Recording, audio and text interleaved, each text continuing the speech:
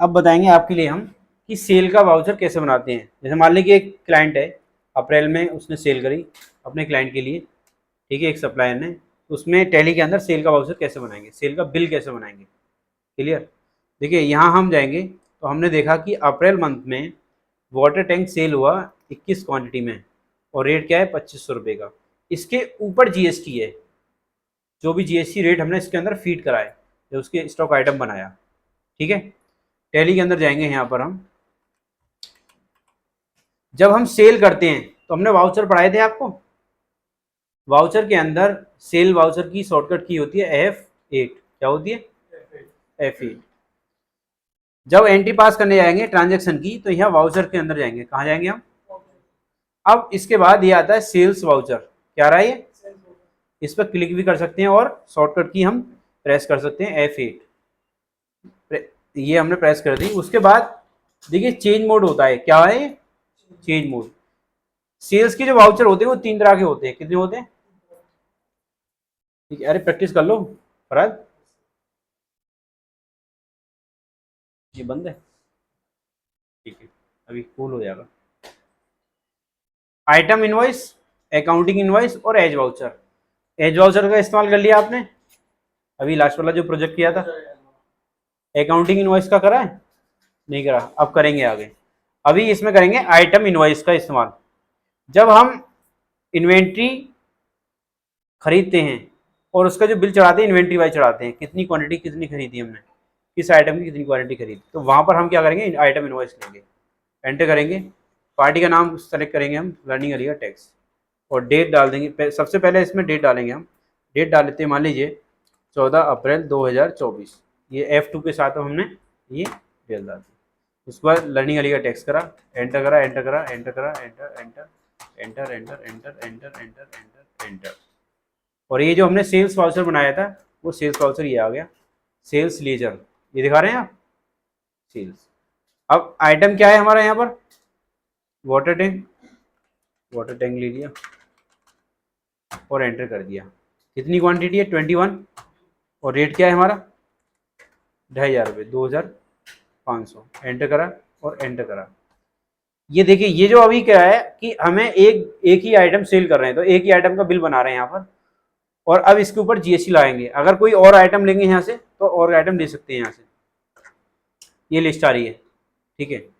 अगर हमें नहीं लेना है तो एंड ऑफ लिस्ट करेंगे और एंटर कर देंगे, एक बार और कर देंगे। अब यहाँ पर हम क्या करेंगे? CGST लेंगे, आउटपुट एंटर करेंगे और SGST आउटपुट।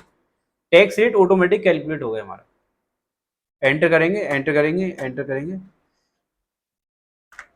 देखिए यहाँ पर एक चीज और देखनी होगी कि जैसे ये 61,950 रुपये का बिल बनना है, कितने का बनना है? ये 50,000 से ऊपर का है बिल हमारा। तो जब ये बिल बनाएंगे तो उसके बाद फिर हमें निकालना होगा इसका ई वे बिल निकालना होगा। वो वेबसाइट से निकलता है, उसके लिए हम अलग बताएंगे आपको, ठीक है।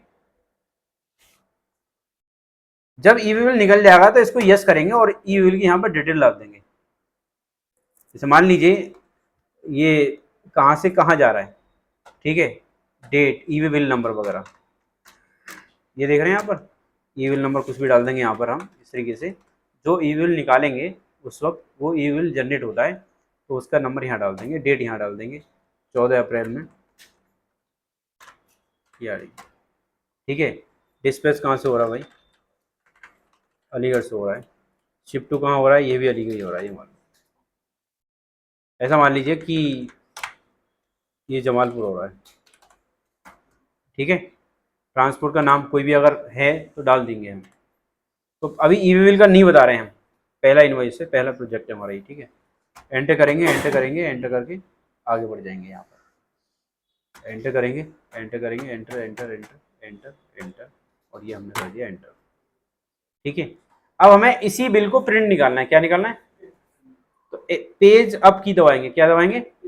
Page up. बैक करा और इसे हम करेंगे प्रिंट। क्या करेंगे? प्रिंट। या करंट पर क्लिक करेंगे, एंटर करेंगे, और इससे पहले हम क्या करेंगे? प्रीव्यू करेंगे इसका। क्या करेंगे? हम जूम करेंगे। जूम करने के बाद यहाँ पर हमने क्या करा, ये दिखा रहा है कि भाई हमारा सेल करने वाला ये है, उसका जीएसटी नंबर ये, एड्रेस ये, परचेज जो कर रहा है कंसाइनी शिप टू में, उसका नाम एड्रेस ये आ गया। ठीक है, क्या आप आइटम है और क्वांटिटी कितनी है उसका एचएसएन कोड ये है। ठीक है, क्वांटिटी, रेट और सीजीएसटी एचएसटी आउटपुट, और ये हमारा 7309, इस पर 52,500 इसकी टैक्सेबल वैल्यू है। क्या है ये हमारी 52,500 इसकी टैक्सेबल वैल्यू। 9% इसका जीएसटी लगा है, सीजीएसटी एचजीएसटी 9,440 450 ये हमारी जीएसटी अमाउंट है। बात समझ आ रही है। अब इसके अंदर एक चीज़ और नहीं आ रही है कि जब हम सेल का बिल देते हैं तो वहाँ पर बैंक की डिटेल नहीं है। क्या नहीं है यहाँ पर? एस्केप करेंगे, बैक करेंगे और यहाँ आएंगे कॉन्फ़िगर में। ठीक है, कॉन्फ़िगर में हम यहाँ पर बैंक पे क्लिक करेंगे तो बैंक यहाँ पर नो हो रखा है। यहाँ पर नीचे आएंगे, यहाँ पर और बैंक डिटेल ले लेंगे। ये आ गया हमारा कैनरा बैंक। क्या आ गया? उसका आईएफएससी कोड भी ले लेंगे, एंटर करेंगे।